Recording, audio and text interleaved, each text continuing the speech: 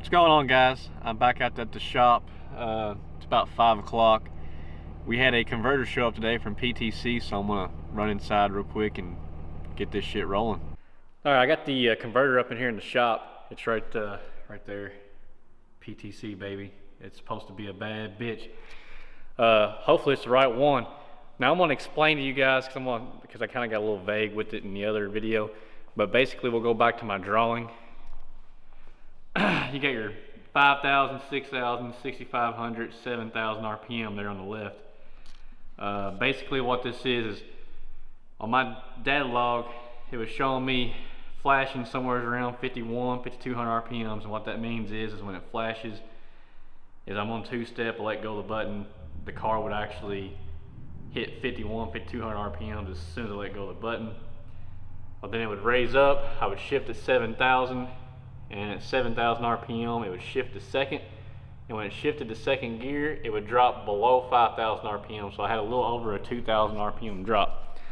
Now basically you don't want no more than roughly 1,000 RPM drop. If you got more than 1,000 RPM drop on a power glide, you're losing a whole lot of time. Basically from what I've been told is we could be losing anywhere from, I don't know, I think they told me 4/10 of a second I could be losing. So we're figuring this car should go fives, like a 590 or something like that in the 8th mile. It's about what it should go. But yeah, that's basically what our problem was.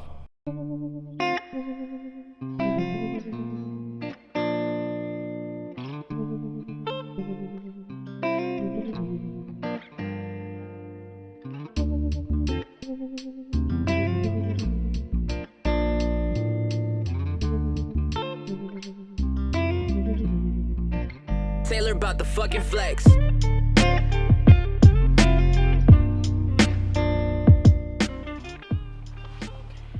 Alright, we got this bitch unboxed. Let's throw it in the fucking car, get this thing ready to roll. I've been told it's a bad bitch. PTC, everybody says. Good shit. Let's find out. Alright guys, I'm getting ready to put in my 1/4 transmission fluid into the converter. I always put 1/4 in the same before you start, but what I wanted to share with you guys is I actually found out you can run some hydraulic fluid in your transmission. I really didn't ever think nothing about it, but I've been suggested to run some 303 tractor hydraulic oil in it, or you can run the I think it's the I think they call it High Guard, I believe is what it's called. That's what a lot of people run. It's from John Deere. Basically I've been told that the temperatures of the transmission will be a lot cooler with the hydraulic oil. So we'll test that out and see what that's like as well, and I'll report back to you guys.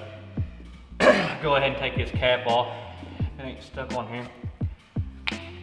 We always go ahead and use a little bit of Type F transmission fluid anyways with the hydraulic oil, just to give it some color, so that way you can see it on the dipstick. This thing's gonna take, like I said, about 1 quart, and it'll go fairly slow.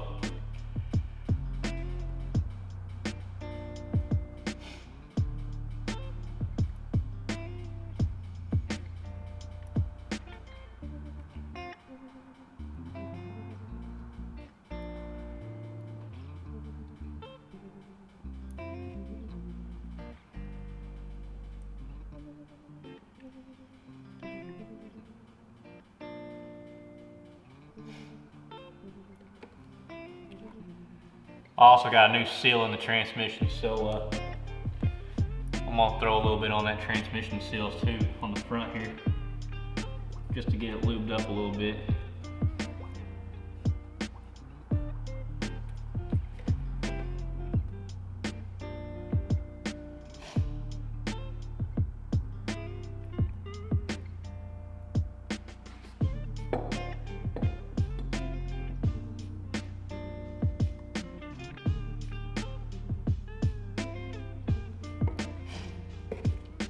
That'll do it. So let's go ahead and get this thing thrown on the splines.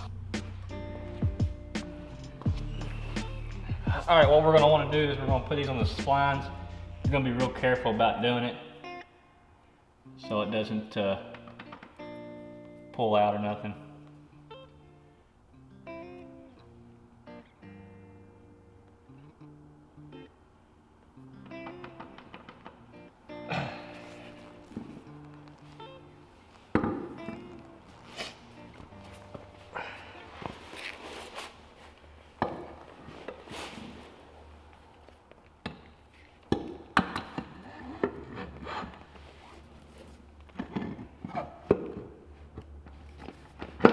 You're going to have to turn it a couple of times to get it to fall into place.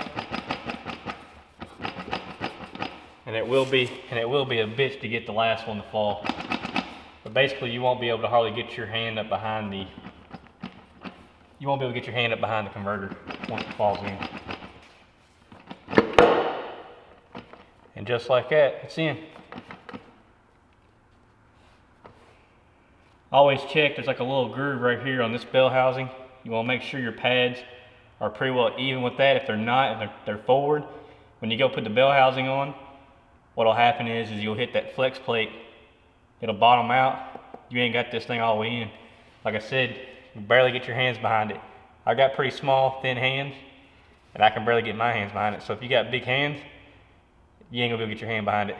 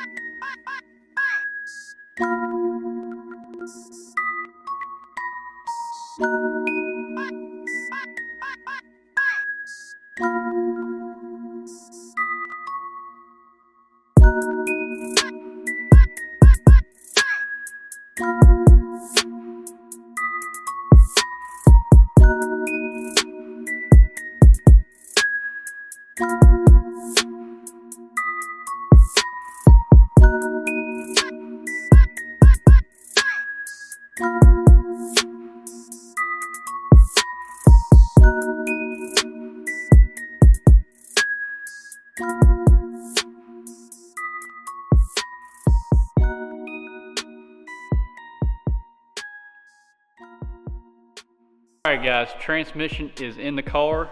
The converter is bolted up. It's about a week later. I didn't have a chance to finish up the video last week when I was doing it. I'm just going to go over a few things real quick. I don't know if I said it earlier in the video, but the converter is a 17-0 stator. Now if you guys are looking for a converter, you'll kind of know what that means. The car makes roughly 700 to 800 horsepower, not real sure. But I'm gonna say probably on the lower end of 700. So if this converter performs really well and you see the slip, well then you'll know if you need to buy a used converter, you'll kind of have an idea of what you can buy for a turbo car, and we'll give you an idea of what all you need to do to make it go fives. This is the flex plate to converter gap. And basically what I mean is once the converter is in the transmission, pushed all the way back, you want to measure the distance between the flex plate and the converter. You want anywhere from an 1/8 inch to a 3/16 inch gap. Now you may have to use some washers like I did. I don't know if you can see it, but I had to use one washer. I think it was like 2 or 3 mil thick, and that gave me 3/16 of a gap.